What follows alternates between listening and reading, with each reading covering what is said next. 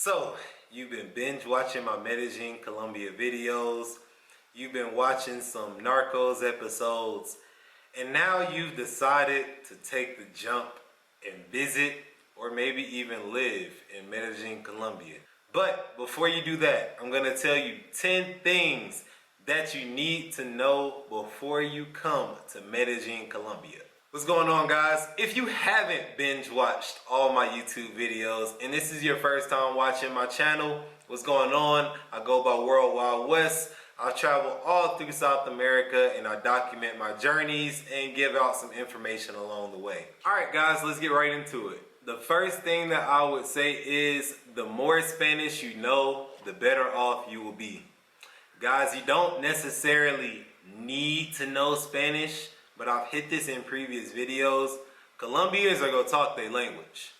They're not about to be speaking in English to you very often at all. And they're very nice people. So they will work with you if you don't know the language. But again, that's when it comes back to the more Spanish you know, the more it will help you out. Because you don't want to be in the supermarket, I don't know, looking for some rice and you don't know how to say arroz. Or, you know, looking for a building and you don't know how to say edificio. Whatever level you have, just try and add on a couple hours before you come here. And don't be nervous because Colombian people really are friendly. Another thing to note, weed is legal, guys. So, according to Colombian rules, you can actually grow your own weed here using a marijuana plant, and that is completely legal. If you have the chance to meet some Colombians and get in a conversation, many Colombians will tell you like, hey, yeah, I got a couple plants at home. I've even stayed in some Airbnbs where I've been nice enough to meet some Colombians and they take me in their home and yeah, they got like 4 or 5 plants they're growing and that's definitely like a normal thing. But one thing to watch out with that is that while growing weed is legal here in Colombia, selling weed or buying weed is where the illegal part comes in at. So without getting into too much on that subject, because I don't want to promote anything that is illegal on my YouTube, all I'm telling you is if you do indulge in marijuana, make sure that it is a gift. Do not actually buy it. Make sure that somebody gifts it to you. And if somebody gifts it to you, guys, it's completely legal. One other thing to note as well is that while it is completely legal to smoke, completely legal to grow, you do need to do it indoors most of the time. Now, Medellin does have some spots within the city, different parks and different areas and things like that, where locals know you can go out there, smoke a joint, smoke a blunt, and it won't be an issue.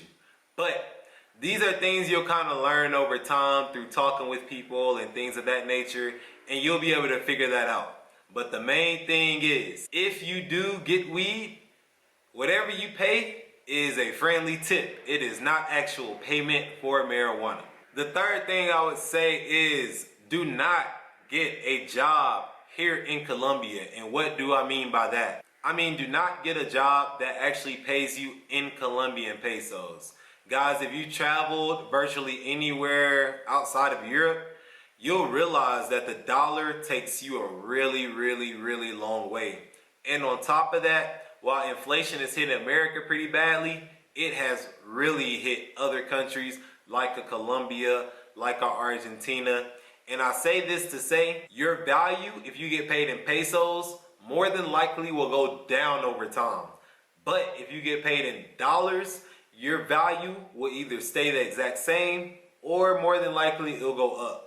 So it's very, very unfortunate because I love Colombians, I love Colombia, but the dollar has gone up consistently since I've been here. When I got here last year, it was about 4,000 pesos to $1. And if you look right now, it's about 4,700 pesos to $1. So what is that? Like I don't know, 15 to 20% increase in not even a full calendar year. This means that basic items like eggs, milk, bread, those type of things can sometimes almost double in cost. And imagine that happening over a year. So as unfortunate as it is, if you have the ability to make US dollars, make sure you make US dollars. All right, moving on. My next point that I want to bring up, Uber here is illegal. But it's almost kind of like jaywalking in the United States. There is a law saying that you can't do it, but you see tons and tons of people do it every single day. That's exactly what I would compare Uber to here in Colombia. I've never had an issue getting an Uber. You don't really have to work hard to access the app. You wouldn't even really be able to tell it's illegal unless you saw it on a video like this, because even the drivers don't talk about it. The only thing to note is that when you get an Uber, 9 times out of 10 you need to sit in the front. And that's because you want to make it seem like you're riding with a friend, a family member, an acquaintance, somebody you know, not a professional driver. But to be honest, I've gotten to the point now, I still sit in the back, and police don't pull people over for that. But like I said, it's kind of like jaywalking. It's a rule, but it's not really enforced. Regardless, it's something good that you should know. Now this next point definitely surprised me. People are actually pretty divided here on Pablo Escobar. Through watching things like Narcos and even going through the city, I thought people hated Pablo, to be honest. I didn't think people liked him. Especially the way Narcos depicted all the violence, the terrorism, the drugs, which all happened and it's all valid. Definitely not validated any of that. But by being here in Medellin and visiting places like the Pablo Escobar Museum, you actually start talking to these people and you realize, wow, he actually did build like over 1,000 houses, and these directly affected people that wouldn't really be able to buy a house if it wasn't for him. So you have that side of Medellin, and then you have the other side of Medellin, because if you guys don't know, Pablo Escobar definitely kidnapped a lot of people too. But when he kidnapped them, it was actually from places like Poblado, the affluent areas. So I found out through just going to the Pablo Escobar Museum that the people in affluent areas really tend to hate Pablo Escobar, and then if you go to the more common, the more rural areas, hey, they love Pablo over there. They still got statues of him, they still talk highly of him, and they kind of just say it is what it is. That's what had to happen. I'm not here to tell you how to think on Pablo Escobar at all, but one thing I will say, I am of the opinion that you should go visit the Pablo Escobar Museum. And why do I say that? Because if you really do enjoy learning about history, this is a really, really big part of this city's history. To me, this is the equivalent to going to America and not going to a museum to see about slavery. Slavery is a very disgusting, ugly thing that's happened in America's past. But that is the foundation that America is built on, and that's an integral part of America. So if I was new to America, I would definitely want to go see that, even though that's an ugly part of history that we don't really talk about. I consider the same thing with Pablo Escobar, and no matter how you feel about him, I definitely suggest you go to the museum and to learn some more history. Alright, my next one, this is big for me, guys. There are black people here, and I don't mean like just people of color, which is great. I mean like black people here, like they're my skin tone. That's really, really big for me, just because I've never lived in a place outside of Atlanta, of course, in the United States, where I'll just walk around and seen a lot of black people, or just seen black people. And why does this matter to me? Why do I care if there's black people there or it's not black people? The reason why I care is because I need to know that society is accepting of people that look like me, because we've seen throughout history that society is not always accepting of people that look like me. But again, in Colombia and in Medellin, they definitely have a large Afro population out here, and that just means that I feel more comfortable. That I feel like when I walk into a restaurant, it's not your first time dealing with a person of color, or you don't feel like that you have to say some kind of rap lyric or say what up bro and have to dap me up, or you know, I just need to know that you're comfortable with people that don't look like you or that might look different from you. And Colombia definitely has that. It's a very, very diverse country, guys. You'll see people that look blonde hair and blue eyes all the way down to me, and both types of people, and everybody in between is actually born and raised here in Medellin, Colombia, or in Colombia as a whole. So for me, that provided a really great comfort. And looking back at it, that's probably a big contributing factor as to why I am so comfortable here. So 9 times out of 10, you guys know that Colombia is known for having good coffee. But I'm assuming you didn't know that most Colombians don't actually have access to this world-class coffee. And why is that? Colombia actually exports most of their great coffee to other countries and to other vendors. So the people that are actually here in Colombia don't see that good coffee. To be honest, if you get some coffee on the street, like if I walked up the street and somebody was selling coffee, it's probably some shit coffee, to be honest with you.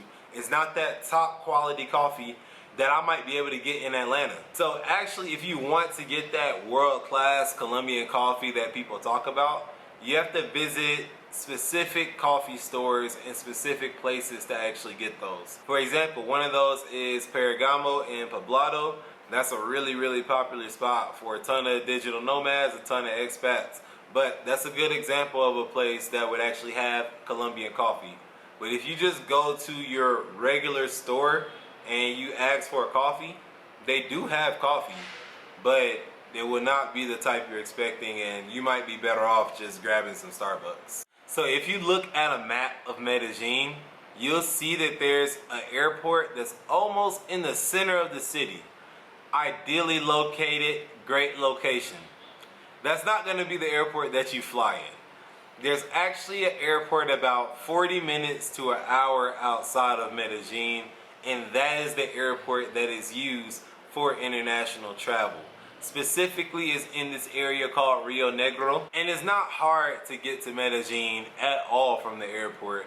Obviously they have a ton of different people coming in and out every single day, but personally I found it really interesting that I can go to the middle of the city because that airport is in a really popular place called Laureles/Belén. It's in those two areas, and I find it very interesting that they decided to put the less popular airport in the more convenient place, but the busiest airport is about 40 minutes to an hour outside of the city.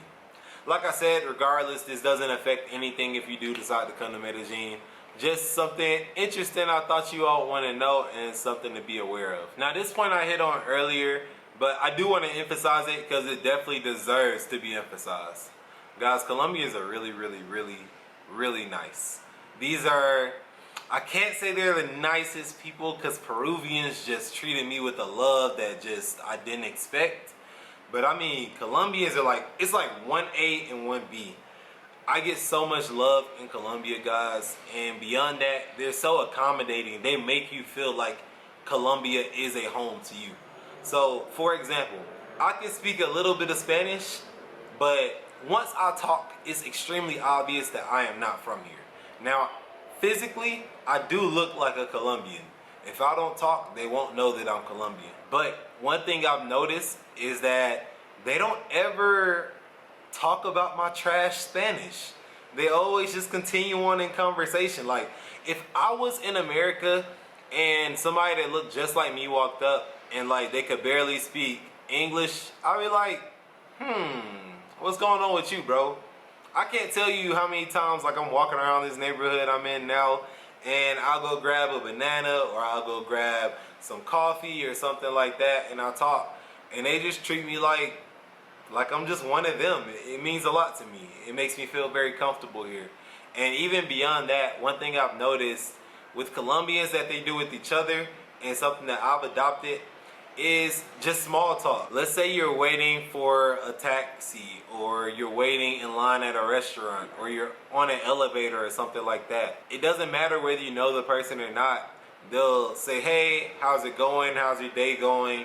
Yada, yada, yada. And you guys can engage in small talk for 5 or 10 minutes. And there's no ulterior motive with it at all. They're just actually trying to be nice and see how your day is. And that's the whole purpose behind it. So, I don't know if this means anything to you guys, but to me this makes the experience here in Colombia a little bit more sweeter because I like being around genuine, authentic people, and that's what I feel here. So I encourage, if and when you do come to Colombia, definitely embrace that too. Be nice to people, smile. It's not like your other country that you come from where people might be a little bit rude or might only talk to you because they want something. This is the culture here to be nice, to have small talk, to see how each other's doing. So you should embrace it when you come to Colombia too.